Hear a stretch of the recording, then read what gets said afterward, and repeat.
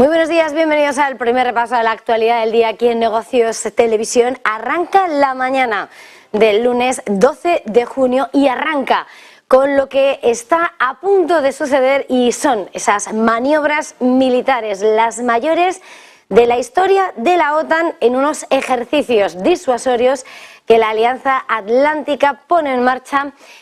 con la confianza de introducir ese poder disuasorio frente a Rusia en un momento en el que no parece verse un acercamiento a una solución de esa guerra en Ucrania y en pleno arranque de esa contraofensiva por parte del gobierno de Kiev. Los aliados de la OTAN van a llevar a cabo 11 días de maniobras hasta el 23 de junio con 250 aviones militares y casi 10.000 soldados. Desde Estados Unidos, 100 naves y 2.600 participantes han llegado a Europa y han sido reubicados para llevar a cabo esos ejercicios Air Defender 2023 con el objeto de demostrar agilidad y la rapidez con la que la OTAN puede responder en caso de ataque. 35 países van a formar parte de estos ejercicios de la OTAN, entre los que se incluye España. Los representantes de Estados Unidos aseguran que el mensaje que quieren trasladar es que la unidad y la fuerza de la alianza son claves y pretenden disuadir a cualquiera que pretenda hacerles frente. Todo esto, por supuesto, en una jornada en la que resulta también clave y vital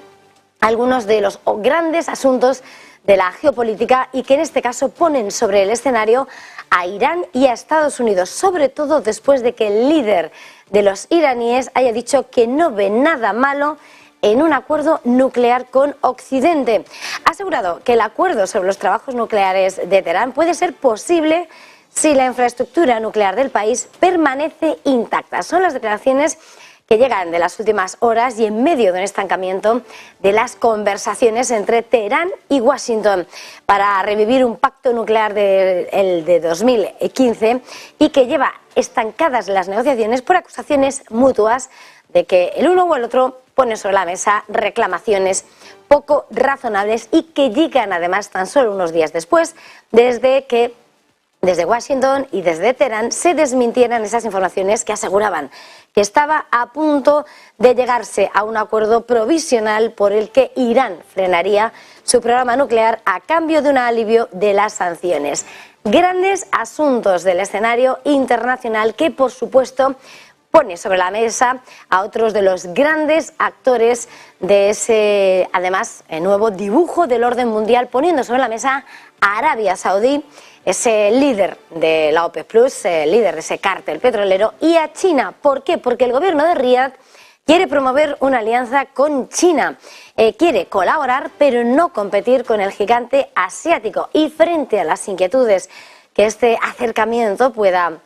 despertar, sobre todo en países occidentales, el ministro de Energía saudí ha señalado que ignora esas sospechas y que además, como personas de negocios, hay que ir donde llegue la oportunidad y que no tienen que enfrentarse a elecciones que excluyan a unos o a otros. Son declaraciones que llegan en medio de esa cumbre, de esa conferencia de negocios árabe-China y en la que Arabia Saudí ha señalado cómo es clave esa relación con China. Hay que poner sobre la mesa que es el primer exportador mundial de petróleo junto con el primer consumidor de energía del mundo. Una cooperación que está yendo a más cada día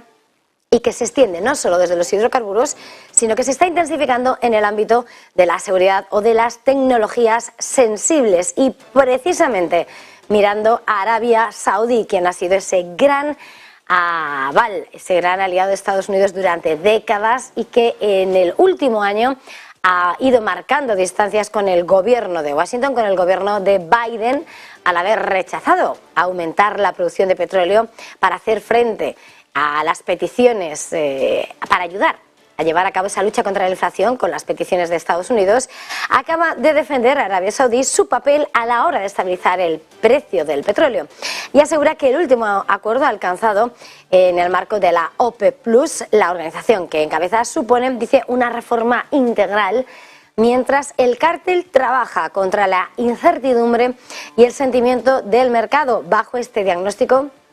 El ministro de Energía saudí ha explicado que este último acuerdo se adoptó precisamente para lograr la estabilidad del mercado. Y todo esto mientras Goldman Sachs ha reducido drásticamente la perspectiva del Brent a menos de $90 para finales de año. Por supuesto, la mirada que se va adentrando cada vez más en el mercado y que por supuesto nos hace introducir en lo que es la antesala de una semana clave para la política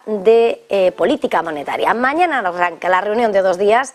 de la Reserva Federal y los de Jerome Powell parecen avanzar hacia ese wait and see, pausa y luego, por tanto, ver el impacto de las subidas en medio, además de lo que está siendo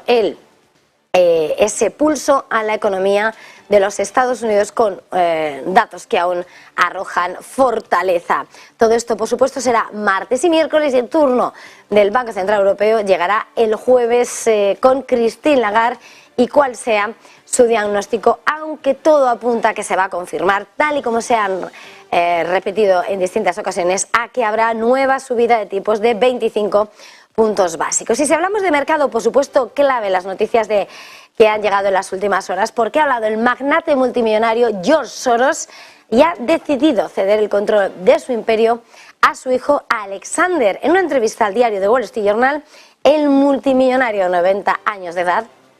ha señalado que en un principio no quería ese relevo, no quería que su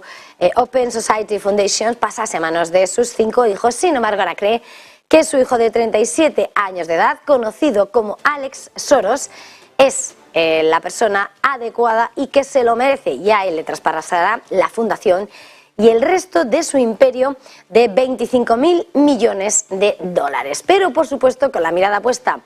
en el mercado, importante lo que está a punto de ocurrir con esa fin de la operación de absorción de UBS que absorbe tras esa operación concertada a Credit Suisse, y el gigante suizo lo que ha hecho es fijar las líneas rojas para el personal de Credit Suisse tras la absorción, eliminando riesgos y, por supuesto, con el detalle puesto para excluir la prohibición de operativa con ciertos países de altos riesgos o productos financieros complejos.